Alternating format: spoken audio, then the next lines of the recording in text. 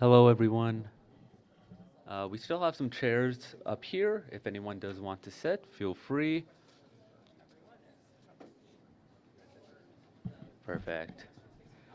We are at 11:31, so we'll just get started for this second presentation. Thank you all for joining us here in this room. My name is Rishi. I'm the Education and Events Coordinator for Clinical Trials British Columbia, part of Michael Smith Health Research BC. Pleased to welcome you all for this session. Before we begin, a little bit about the format. You likely heard this in part one, so I'm just going to reiterate it quickly. Presentations are going to be 30 minutes in length, and we're going to reserve 10 minutes for audience questions and answers at a minimum. I will have the microphone around because for those watching virtually, we will just need everyone to answer their questions into the mic, just so for clarity. And our first presentation today is titled Engaging the Researchers in the Community, Not the Other Way Around. To lead us in this conversation, we have two speakers who bridge the gap between frontline practice and academic research. Please welcome Katy Booth, who's a social worker with 15 years on the front lines of harm reduction and outreach. She now coordinates the Substance Drug Checking Project at the Canadian Institute for Substance Use Research, or CISUR, bringing a wealth of experience in non-traditional public health settings and peer-led collaboration. Joining her is Bruce Wallace, a professor at UVIC School of Social Work and scientist at CISUR. As co-lead of the Substance Drug Checking Project, Bruce's career is focused on community-engaged research that prioritizes the needs of those experiencing poverty and homelessness. Please welcome our two speakers. Is it next or space to advance the slides? However you choose. Which one? You can either hit the The arrows? arrow or the space Okay, bar. great, thanks. Thanks for the intro. So we're going to be doing our talk based on our substance drug checking research project. We called it Engaging Researchers in Community, Not the Other Way Around. And that's going to be a bit of how we want to sort of focus some of this. We're from the University of Victoria, as mentioned, from the Canadian Institute for Substance Use Research there. And thanks to Island Health and the Island units for patient-oriented research, which has been part of our project for, I guess, now 8 years or so. So as we come from Sahni and Kosapsum territories at the bottom of the island, we recognize the role of research in colonization, but also prohibition, how the war on drugs impacts part of colonization, and technologies. And so drug checking uses a lot of technologies on top of all that. And so we work quite a bit on how we can try to have these technologies in places and communities in trusting ways. And one of them is we have Indigenous scholars on our project. One is Michael Smith trainee, working towards a decolonized Indigenous drugs checking service model as part of that work that we're trying to do. So this is from the website, from CIHR website, and this is where I want to sort of see how we're taking a perspective on patient-oriented research. And when I see that, we put patients at the center of the discussion on health, and how patient-oriented research is about engaging patients, and we're transforming the role of patients. What I want to try to think about is in POR, like where's the responsibility, where's the opportunities for us to transform the role of researchers? And where's the role for us to be engaging in community? And so how can we not be these passive roles of researcher that do research very differently maybe than in other sort of more academic and scholarly settings, but actually transform our role, like not just how we do our research different, but how our role is different in community, and how can we be more proactive in community? I'm trying to look at my notes now too. I just remember when do I switch over slides. And I also wanted to say that we're building on other critical research on patient-oriented research. If anyone was in the session with Zana, the last session, she's also on this paper, which is now quite old, from 2019. But just how we want to also start looking, beyond the word patient and how we define what's the patient when we're in community, maybe less of the medical settings, greater attention to some of the structural forces. So we build on that research, and we just want to also respect as we go forward on some of this. So this is our storefront, and this is where we house our research in inner city Victoria, patient-oriented, where we do what we call patient-oriented research. Thanks, Bruce. So here is a little bit about us. We're a university-based and faculty-led project. There's multiple roles. Some folks are with us for short periods, like a few months, and some are with us for longer, for years. We're an interdisciplinary team, which is a collaboration between the Department of Chemistry, School of Social Work, and Faculty of Nursing. Sorry, I'm gonna have to get used to this microphone. And a little bit about our services. We are open Monday to Friday, 12 to 7. Day to day, there's 1 harm reduction worker, 2 technicians, 1 to run our paper spray mass spectrometer, and another to run our FTIR, which are both drug checking technologies that we use at our frontline laboratory. We don't collect any identifying information. We do collect survey and sample data. So when I say sample, I mean the sample, the substance itself. We use that data for a multitude of reasons, including all of the ones that are listed on the slide, so informing research, evaluation, etc. And we also publish some community reports, and so both weekly and monthly community reporting is also a part of our data collection, which helps inform the general, what we're seeing in that current point in time. And this is what people know us as. And yeah, we check around 10,000 samples per year.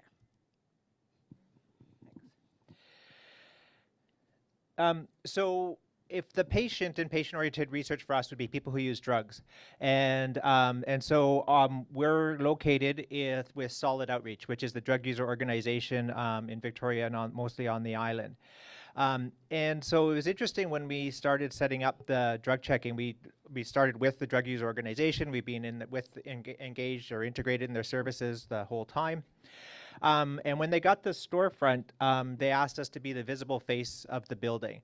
And so the whole building is owned by the drug user organization. And so again, when we talk about who's engaging who, there are landlords. And so we're really, and part of getting the building is that we can pay rent.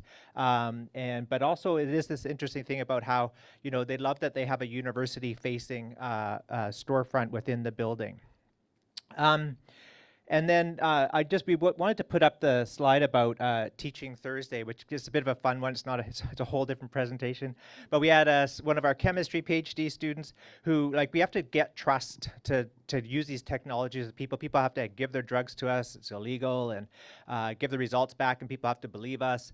And so we do Teaching Thursdays, which is total old Paulo Freire, popular education about basically, if you want, you can just test your own drugs with us. And we sit side by side with a spectrometer, and people can see the spectrum, the interpretation, and we check drugs together. And it's a sort of a nice, fun way about how we redefine knowledge creation by, instead of saying you're going to wait till we tell you what it is and who holds that knowledge and who gets to convey that knowledge. So it's one of the fun sort of things that we do. I'm not sure.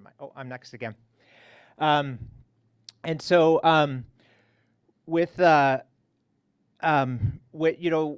we don't have typical peer researchers or peer roles in our drug checking project. So we're embedded in a peer organization which has all, is all peer roles and peer stipends, has the whole tradition and histories and structures for engaging people who use drugs in leadership roles and in service roles.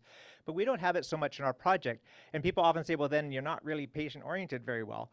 And what we've just realized is that the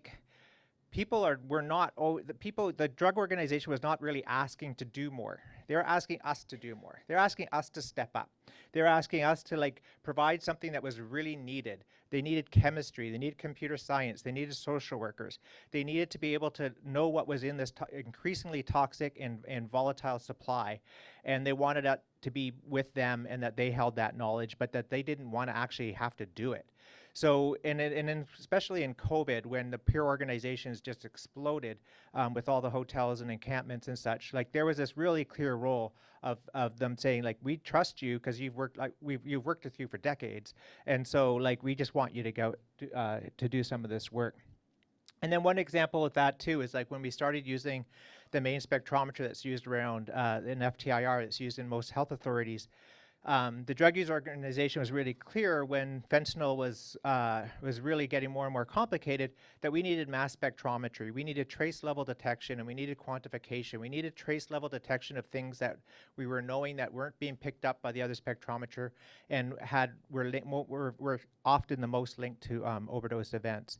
So we had to get a mass spectrometer. We collaborated again with Island Health, with VIU and the UVIC, and we have it in our storefronts. We probably are the only site where it has a mass spectrometer operating in a drug user organization storefront instead of a lab at our hospital. And keeping it alive is really hard, but we're doing that too.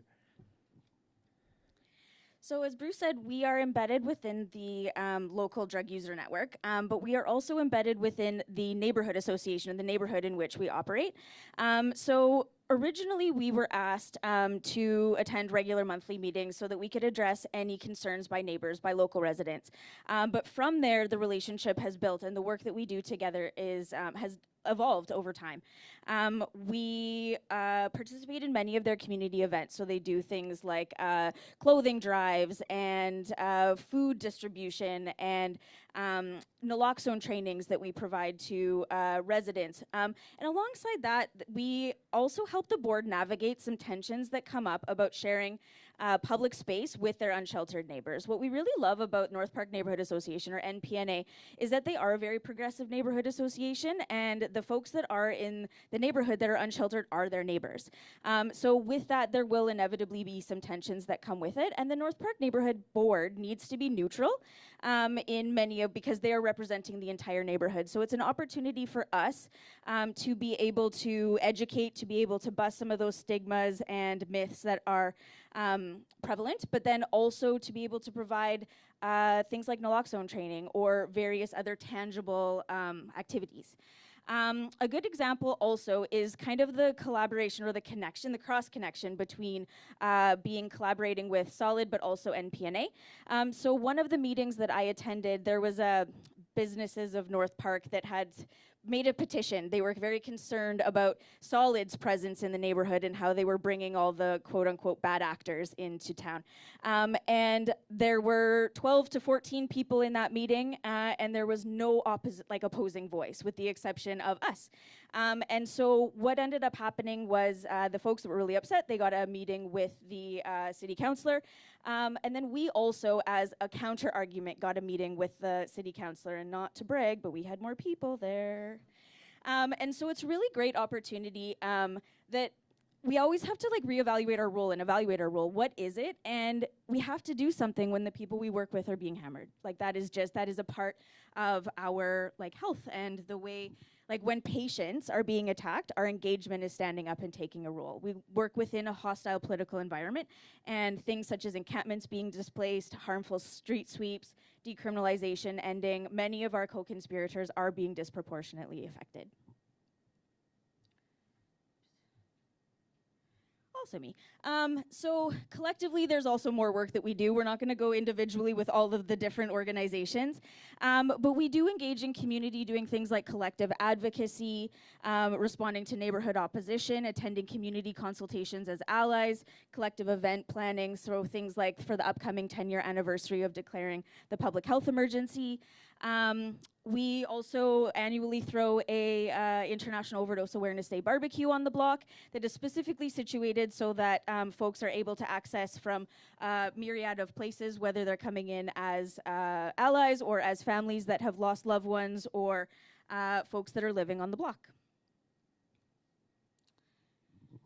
And then we also connect quite a lot with multiple Indigenous organizations within town. So Quam being one of them. And a lot of our work is intentionally trying to decolonize our practices, not just as drug checkers, but also as community members. We work towards indigenizing drug checking and harm reduction, integrating culture, traditional knowledge, medicines harvested in a good way from local and non-local nations, acknowledging that a lot of the Indigenous folks that we serve are urban Indigenous, and pan-Indigenous care is not what we're looking for, but there are things such as sweetgrass and various different like medicines from different areas that are harvested by local nation members. And then we also have some medicine bundles that we provide to folks that are accessing our services, and we join up with other organizations for wellness days and feasts.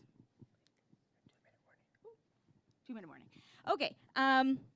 And then finally, I think what's really important is that if our patients are instead the community, as Bruce discussed in the beginning, is that we need to be addressing broader social forces that shape health and participation in health and healthcare systems. For us as researchers, a part of our work includes attending memorials, marching in protests, coming together to share meals and plan events, occupying the steps of the legislature, etc. And our research experiences will include many moments of grief, rage, love, joy, as we walk alongside the collective. So some of our impacts is, I often think we're not really an evidence-based project, but we're an evidence-making project. And instead of researching the problem, we're actually developing solutions. And what we've ended up creating is what we think is basically a world-class model of drug checking in that process and through that engagement. And then what we find is that, again, if we have a research plan, like the research plan gets thrown out the door when something like medetomidine all of a sudden it becomes a provincial issue. And so we have to make sure that then that's our issue, is that we're like being able to provide what the people, the patients in the community and the healthcare providers are really most interested in. And over the last couple of months, that seems to be medetomidine. And so that's what we have to make sure that we're ready and giving the evidence on. So some of our lessons learned. Oh, this is yours. All good. Coming in with a reality. A part of our work is that our co-conspirators die, our colleagues die. And the grief and the loss that the collective community is experiencing is not unfelt by us as researchers and as allies. Our co-conspirators are research partners, but they're also criminalized, and they're disproportionately affected by punitive drug policies, such as decrim being recently overturned. We've learned that sometimes we have to watch our mouths, and sometimes we get to flex our privilege. Sometimes we have to flex our privilege, which is, again, something that we are intentionally trying to work against, but acknowledging that our privilege does have us be seen differently in community. The research role is still privileged, and it still feels extractive when we go to conferences and present our work. And some roles aren't completely defined, so we often need to revisit them over time, things like data ownership and who is doing what. And also, finally, relationships are key. They're long-standing. They're relationships that connect with and are integrated within the research, instead of the usual research question being, how do we engage in the community? With our research, it's more like, how do we ever exit? For us, these relationships predate drug checking and will continue as a part of our collective care, so it's a trick question. We don't exit. Yeah, so again, we think patient orientation research has the risk of responsibilization on people who face the most barriers. We still feel like our role is often more privileged and extractive in some of that. And we feel like we still have a lot of missed opportunities in our projects on how we can do this better. So there's still, just wanted to end by saying we still feel like there's still a lot of constant tensions in our project on how we could be doing it better. Thanks.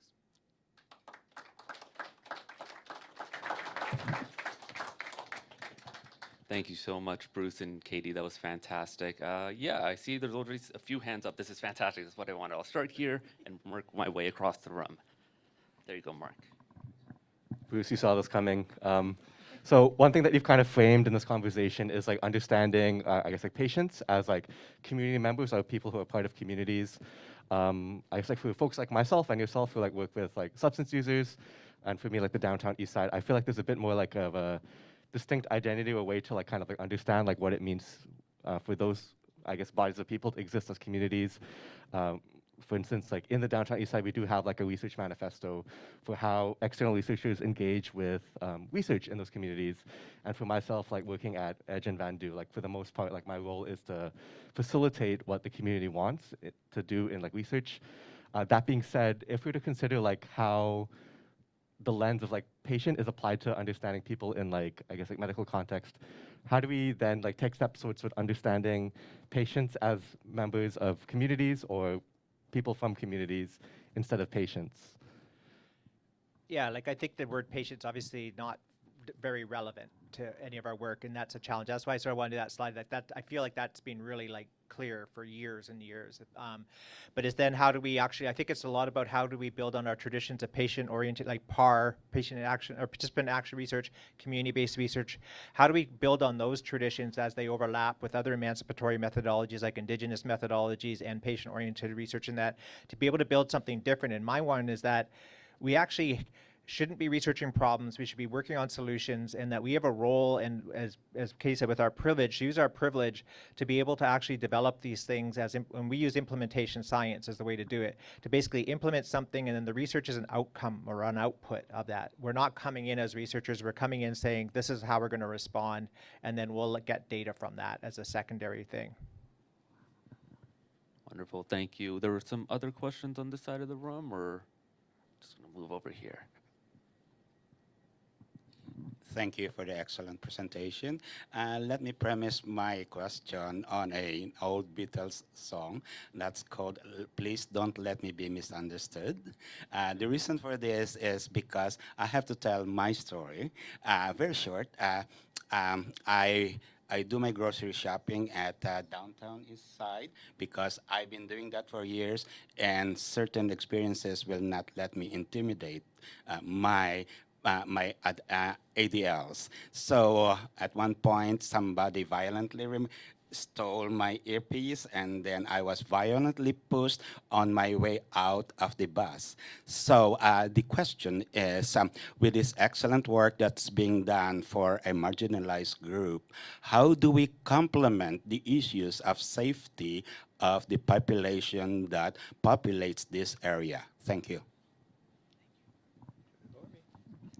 That's a really good question and a big question. I think my first thought is that we need to support people to no longer be surviving, but instead thriving. And so when folks have access to regular income, to rest, to sustenance, all of those things that a lot of what we would call like behaviors really don't have a need or a place. And also, I think understanding that a lot of folks that maybe we perceive or see in community have experienced an immense amount of harm themselves. And so again, that relationship building and that bringing it back to relationships of respect and trust.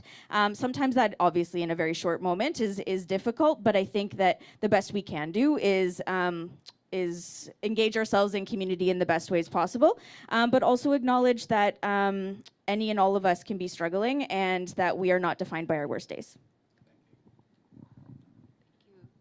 Thank you. I have a question about your funding model.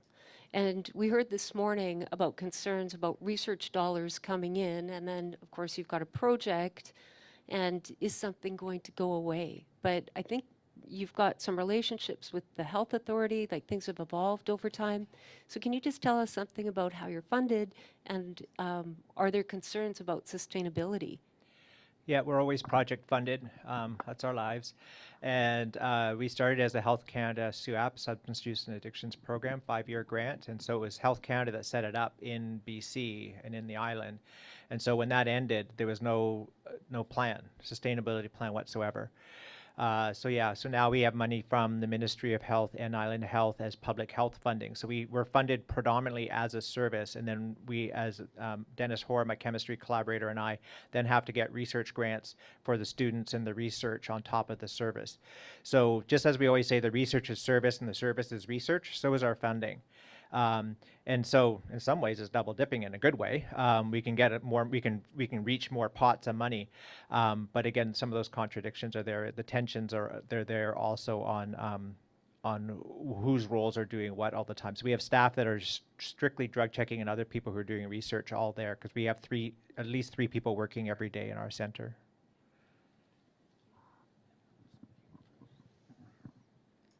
Hi. It's obvious that some of these Indigenous ceremonies are spiritually beneficial for the people that are included in them, but I'm wondering if any of the substances that are ingested during the ceremonies could be chemically or physiologically beneficial when people are working to eliminate street drugs from their system. Yeah, so the Quam is done with the Indigenous Harm Reduction team, and so a lot of the things in the medicine packs are part of that. And it's because it's urban Indigenous. There's a wide range, so from cedars to sweetgrass to salves, and water tinctures, smudge spray, right? And so they're all in there for assuming that there's going to be different people might have different things that they want to look for in those packages and for healing. I think a lot of what the goal of the Indigenous outreach part is to say that you're welcome to access whatever medicines you want if you are still using drugs. And that's, I think, the real challenge of some of the project that they're trying to work towards is how to do that in a respectful way and how to work within that in urban settings. So I'm not sure if I totally answered, but it is about it's trying to bring the harm reduction part about meeting people where they're at and non-judgmental, but also being able to say like that you can access cultural supplies in this setting too. What's that? Yeah, working on it. Yeah, it's definitely not worked out yet. Okay. Perfect. We have time for one more question. I'll give it to you here, Kent, if you want to ask the last one. Okay. Patient-oriented research by its nature is interdisciplinary, it's collaborative, but I wondered how much stigma is still a barrier sometimes, especially when you're trying to get teams to work across disciplines on projects like this, especially given what I call the reciprocal causal nature of substance abuse and mental health conditions. So how do we engage multiple disciplines within a stigmatized environment that so for example, Right. like chemistry and...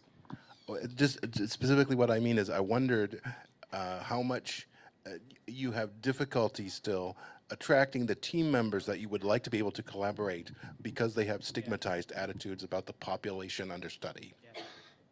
That's a fantastic question. And we have had to navigate this in a few different ways because we co-share space with a peer user group that there's going to be like a culture that has been built within their spaces.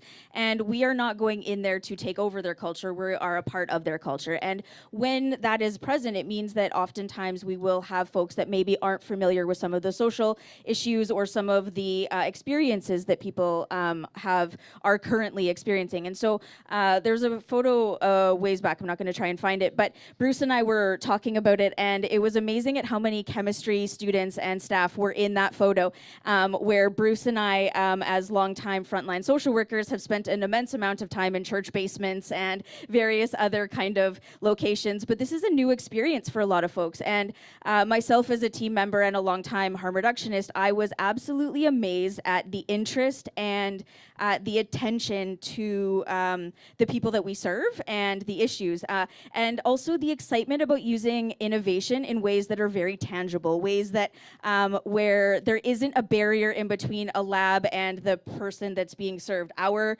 frontline site is a laboratory that doesn't have that barrier. So you're right, it does take definitely having the right people on the team, but it surprised me incredibly at how open and excited multiple disciplines are learning about the work that we do. Do you want to follow up at all, Bruce? Students are really happy to get out of the lab. Yeah. Wonderful. Okay, well, that's all the time we have for the current questions right now. If anyone would like to connect afterward, just quickly with Bruce and Katy, sorry for volunteering with you guys right there, and you can connect with them via their emails there. If we can give a round of applause here. Thank you, everyone. And if you like stickers, we brought a couple stickers from our project. Oh, yeah, right up here. Feel free.